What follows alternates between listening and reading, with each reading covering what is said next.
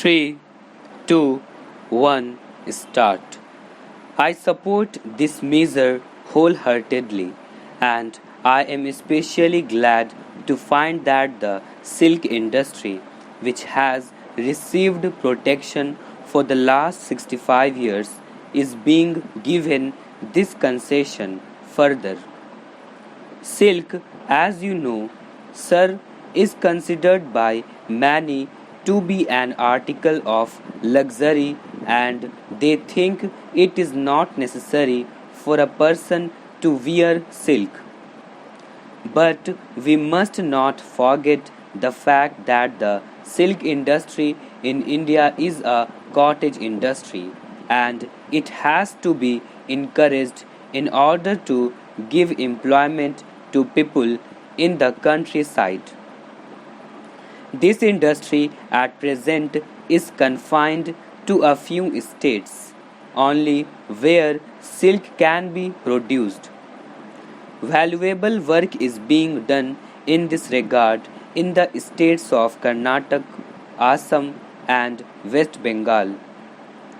The state of Kashmir too has a very fine silk industry which could be developed to a great extent. But the misfortune is that the price of cocoon which the state has fixed is not such that it can give any encouragement to the cultivators to take the cultivation of mulberry in preference to the cultivation of food grains and other cash crops.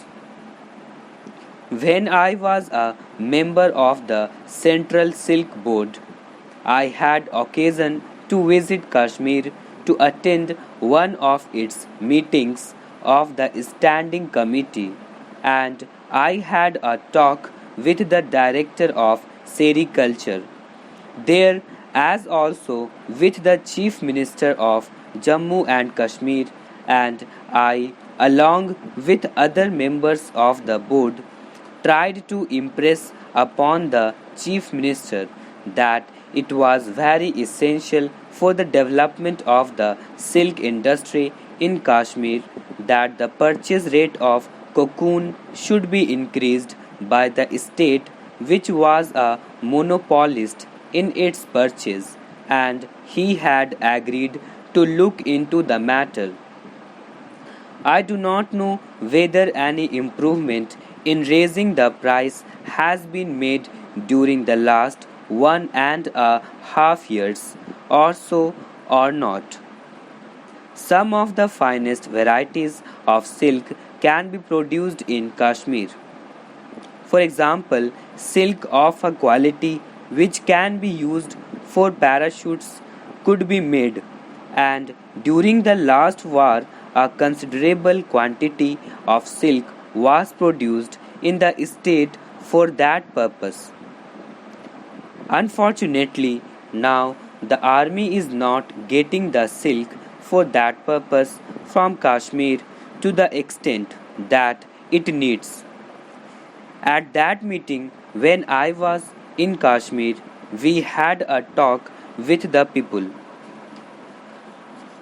Sir, very valuable work is being done by the Central Silk Board, and the board spares no effort to impress upon the various state governments the desirability of increasing their sericulture industry.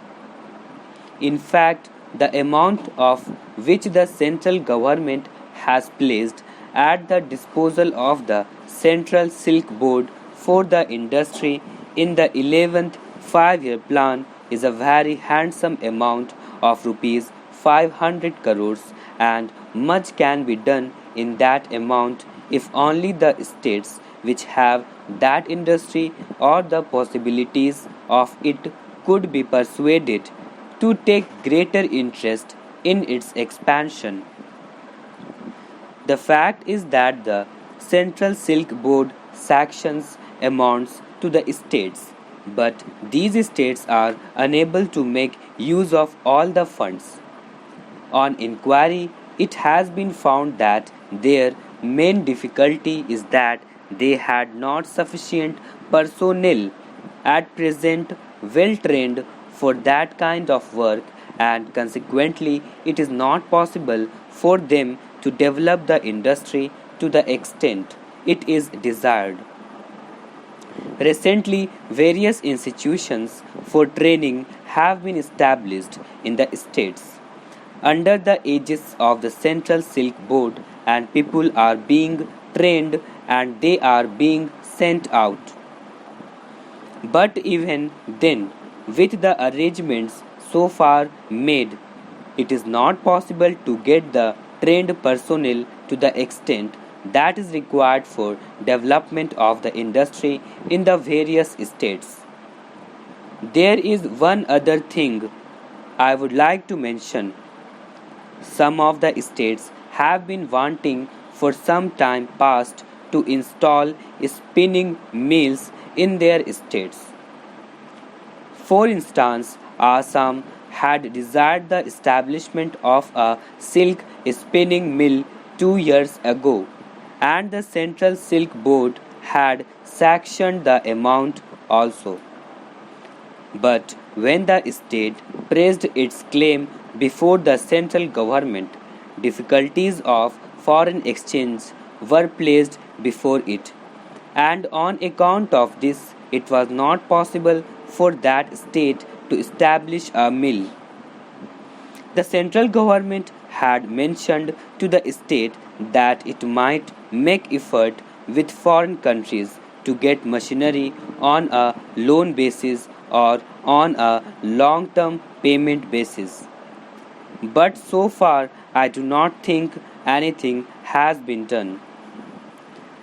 Then, sir, there are three other states Bihar, West Bengal, and Kashmir which praised their claims to set up spinning mills during the time I was on the standing committee of the board. I thought that it would be useless sanctioning a mill for any one of these states unless the government of India was prepared to spare the foreign exchange for import of machinery. A subcommittee was formed by the Central Silk Board to decide this matter.